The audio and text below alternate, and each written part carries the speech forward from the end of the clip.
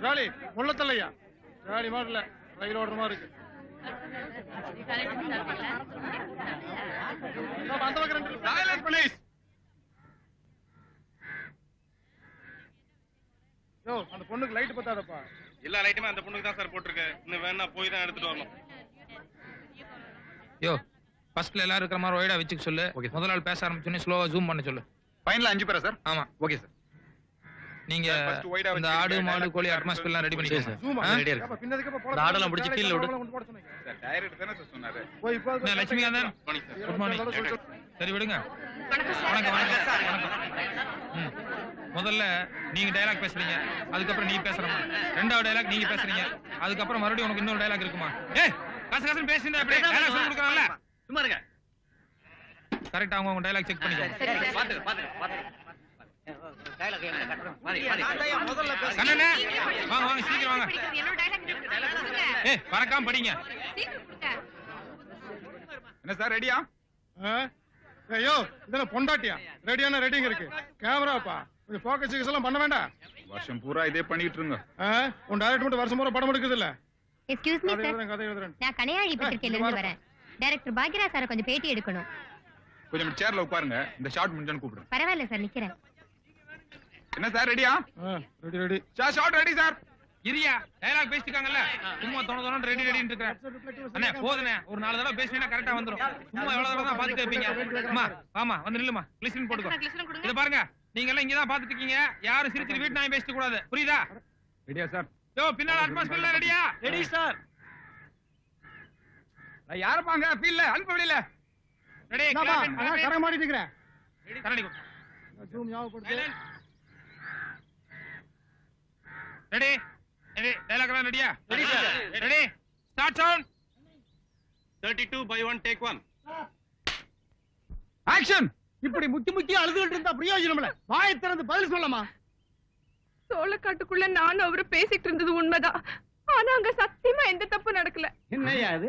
சோளக்காட்டுக்குள்ள போனாங்களா? ஆனா எந்த தப்புமே பண்ணலையா? எவையா நம்புவான் இத? சரி தப்பு பண்ணலன்னு வச்சுக்குவோம். பஞ்சாயத்துல கூட்டம் தைரியமா வர வேண்டியதானே. அவன் ஏமா ஊரை விட்டு ஓடனா? நீங்க ஏதாவது பண்ணிடுவீங்கன்னு பயந்துதான் அவர் ஓடிட்டாரு. நாங்க ஏதாவது பண்ணிருவோம்னா? அவன் என்னமோ பண்ணிருக்கான், அதான் ஊரை விட்டு ஓடிட்டான். ஏன் பாயிண்ட்? இதுக்கு தான் நீங்க பஞ்சாயத்துக்கு வேணுங்கிறது. கொக்கி போட்டுல பிடிக்கிறீங்க. நடக்காத ஒண்ணு நடந்ததா சொல்லி ஏன் இப்படி எல்லாரும் என்ன கேவலப்படுத்துறீங்க? இந்த ஊர்ல யாருக்குமே என் மேல் நம்பிக்கை இல்லையா? ஊரான பெரிய ஊரு. இந்த ஊர்ல இருக்கிற 3000 பேர் சாஞ்சிருங்க. இப்படி எல்லாம் கேட்டோம்னா அந்த பொண்ணு பதில் சொல்லாது. அவளை வேற மாதிரி விசாரிப்போம். அப்படி சொல்லு போஸ்ட்மேனு. போஸ்ட்மேனு ஏதோ வித்தியாசமா விசாரிப்பார் போல் இருக்கு. கவர்மெண்ட் உத்தியோகம் இல்ல, அவர் கேள்வி ஒரு டைப்பா இருக்கும். கேளு. யாராவது ஒரு பத்தினி பேர் சொல்லுங்க. பத்தினியா? ஆமா சார், நம்ம நாட்டுல நிறைய பத்தினி இருக்காங்கல்ல, யாராவது ஒருத்தர் பேர் சொல்லுங்க. அப்பா அங்க கேக்குறேன் எங்களை கேக்குறேன். பரவாயில்ல நீங்க சொல்லுங்களேன். அதுல ஏதோ விஷயம் இருக்கும் போல் இருக்கு. சொல்லுங்க. பத்தினியா? கண்ணகி. அப்புறம் சீதா. நீங்க யாராவது ஒருத்தர் பேர் சொல்லுங்க. நான் தானே பத்தினி. நலாயினி. நலாயினி. வேற ஒரு பேர் சொல்லுங்க. வேற யோ எங்க அவன் போயிட்டானா? யோ நீ சும்மா தானே இருக்கிற? நீ சொல்றது பத்தினி சாவித்திரி. அப்புறம் சத்யா அனுசுயா. இன்னொன்னு சொல்லுங்க. மீராபாய். அப்புறம் யோ விட்டா நாங்க சொல்லிக்கிட்டே இருப்போம், விஷயத்துக்கு வா. பத்தினின்னு சொன்னதும் இத்தனை பேருக்கு பேர் சொன்னீங்கல்ல, யாராவது ஒருத்தராவது உங்க அம்மா பேரு இல்ல உங்க சம்சாரத்து பேர் சொன்னீங்களா?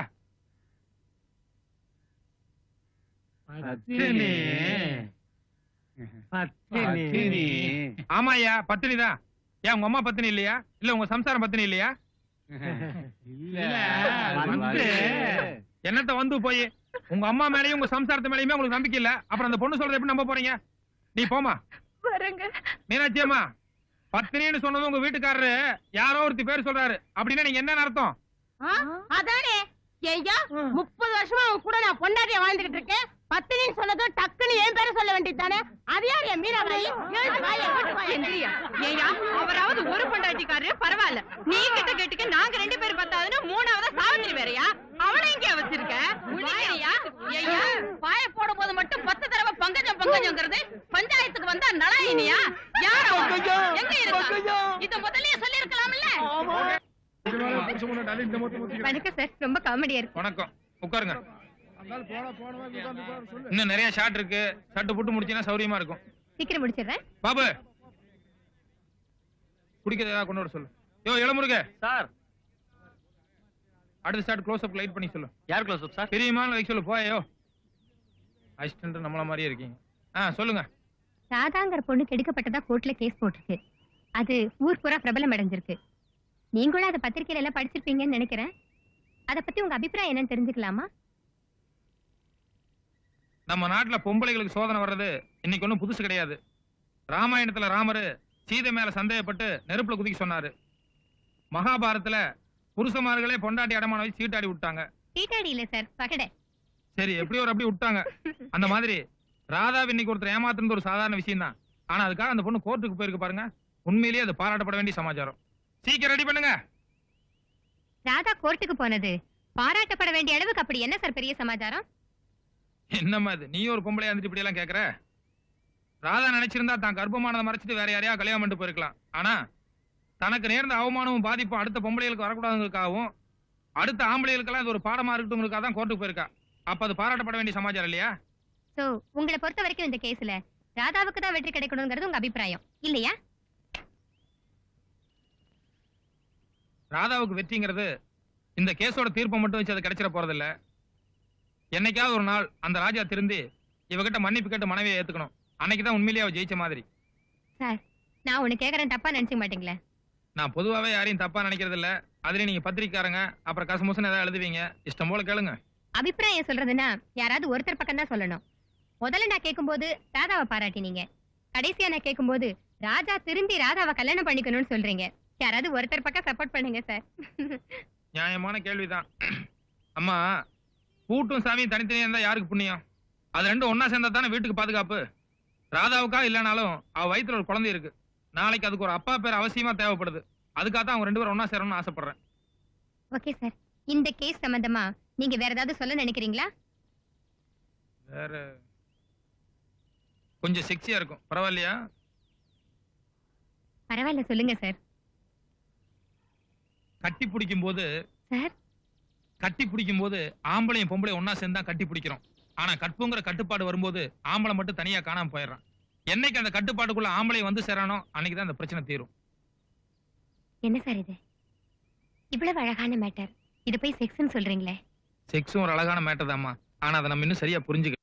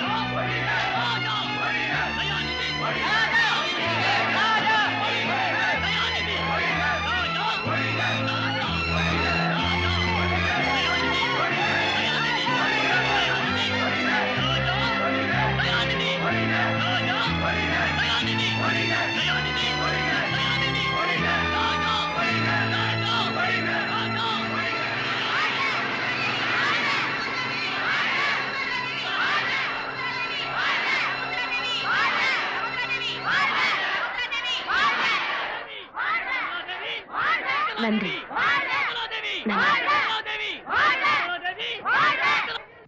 யுவர் ஆனர், நீதிமன்றத்திற்கு தேவைப்படுவது தகுந்த சாட்சியங்கள், ஆதாரங்கள். அன்றைக்கு கோட்டார் அவர்களின் கவனத்தை திசை திருப்பி தனக்கு கருணை கிடைப்பதற்காக வாதியின் வக்கீல் தன் வாழ்க்கை வரலாறு என்ற நாடகத்தை நடத்தி காட்டினார். அந்த கதைக்கு ஏதாவது ஆதாரம் உண்டா, சாட்சிகள் உண்டா? எதுவுமே கிடையாது. இந்த வழக்குக்கு சிறிதும் சம்பந்தமில்லாத அதை பற்றி வாதம் செய்து கோட்டார் அவர்களின் நேரத்தை நான் வீணாக்க விரும்பவில்லை. என் கட்சிக்காரர் குற்றவாளி அல்ல என்பதை நிரூபிக்க மிஸ் ராதா அவர்களை மீண்டும் விசாரிக்க அனுமதி கோருகிறேன். Request granted. மிஸ் ராதா, அன்னைக்கு கடற்கரை ஹோட்டல் ரூம்ல என்ன நடந்துச்சு? ராஜா என்னோட உடல் உறவை ஏற்படுத்திக்கிட்டாரு. கல்யாணத்துக்கு முன்னாடி அப்படிப்பட்ட தவறு நடக்க அனுமதிக்க மாட்டேன்னு நீ மறுக்கிறியா? சொல்லக்கூடிய நிலைமையில அவர் என்ன விடல. அப்படி அவர் உன்னை என்னதான் செஞ்சாரு? அவர் என்ன என்ன செஞ்சாரு? கமான். இறுக்கி கட்டிப்பிடிச்சிட்டாரு. அவர் பிடியில இருந்து நீ விடுபட முயற்சி பண்ணலையா? முயற்சி செய்த முடியல. அந்த முயற்சி போராட்டத்துல ராஜாவோட நிலைமை என்ன? அவர் உன்னை எப்படி பிடிச்சாரு? எங்க பிடிச்சாரு? அவருடைய கை உடம்புல எந்த பாகத்தெல்லாம் பட்டுச்சு? அப்போ உனக்கு எப்படி இருந்துச்சு? எந்த விதமான உணர்ச்சி ஏற்பட்டுச்சு? அந்த உணர்ச்சி உனக்கு வேணும் போல் இருந்ததா, வேண்டாம் போல் இருந்ததா? நடந்தபடி சொல்லணும், உண்மையை சொல்லணும். ஏன் நான் விடமாட்டேன். Come on, tell me.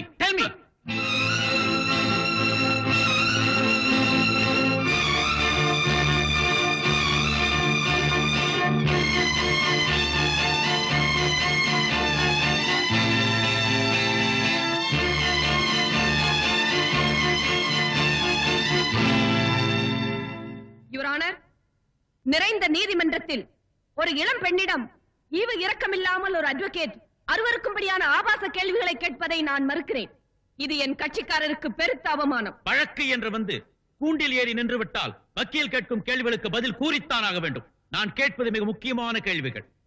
கல்வி, நாகரீக, மான உணர்வு கொண்ட எந்த பெண் தான் இந்த மாதிரி கேள்விகளுக்கு பதில் சொல்லுவாள்? ஒரு பருவ பெண் வெட்கமானத்தை விட்டு இவ்வளவு பேர் மத்தியிலே நின்று அவன் தன்னோடு உடலுறவு கொண்டான் என்று தைரியமாக சொல்லும் போது அது சம்பந்தமான என் கேள்விகளுக்கு மட்டும் ஏன் பதில் சொல்ல முடியாது? எனக்கு தெரியும், சொல்ல முடியாது. ஏனென்றால் என் கட்சிக்காரர் உடலுறவு கொண்டதற்கு எந்த விதமான ஆதாரங்களும் கிடையாது. அந்த காட்சியை கண்ணால் கண்டதற்கு சாட்சி கிடையாது. இப்படி நடந்திருக்கலாம், அப்படி நடந்திருக்கலாம் என்ற அனுமானங்கள் அர்த்தமற்றவை. சமூகத்தில் ஒருவன் பலவிதமாக விமர்சிக்கப்படலாம். சட்டத்தின் பார்வையில் அவன் குற்றவாளியா?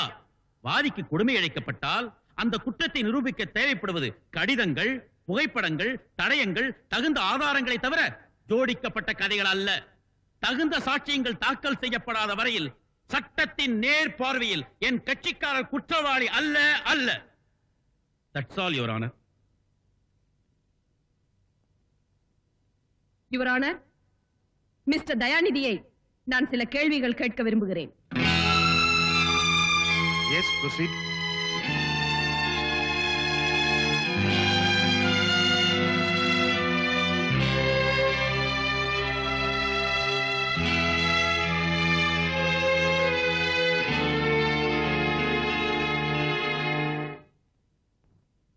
நான் சொல்வதெல்லாம் உண்மை, உண்மையை தவிர வேறில்லை.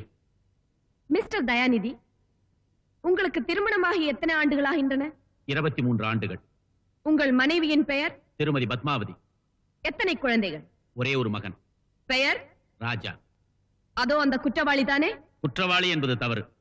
இந்த வழக்கை பொறுத்தவரையில் அவர் என் கட்சிக்காரர், என்னை பொறுத்தவரையில் அவன் என் மகன். அவரை நீங்களா உங்கள் வயிற்றில் வைத்திருந்தீர்கள்? ஆண்கள் வயிற்றில் கர்ப்பப்பை கிடையாது. ஆகவே என் மனைவிதான் என் மகனை பெற்றெடுத்தாள். அவரை உங்கள் மனைவிதான் பெற்றெடுத்தார் என்பது உண்மை.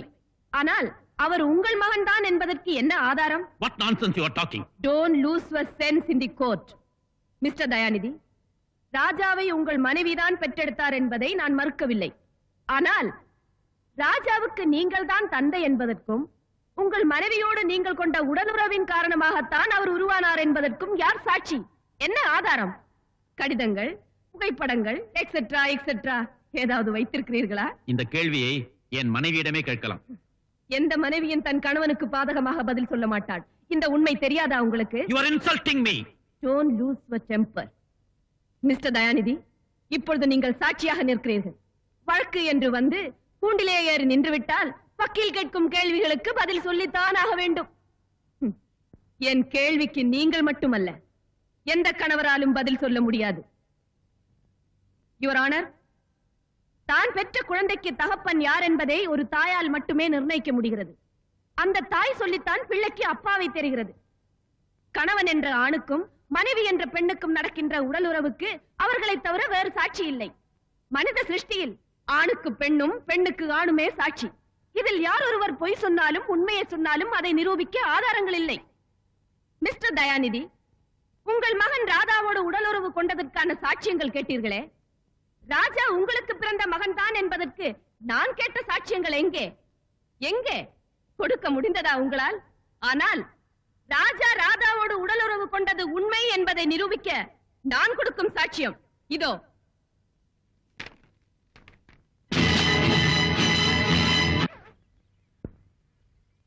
நம்ம காதல் சின்னம் அவமான சின்னமாக கூடாது. அதனாலதான் சொல்றேன், நான் கர்ப்பிணின்னு வெளியே தெரியறதுக்கு முன்னால நீங்க என் கழுத்துல தாலி கட்டியாகணும்.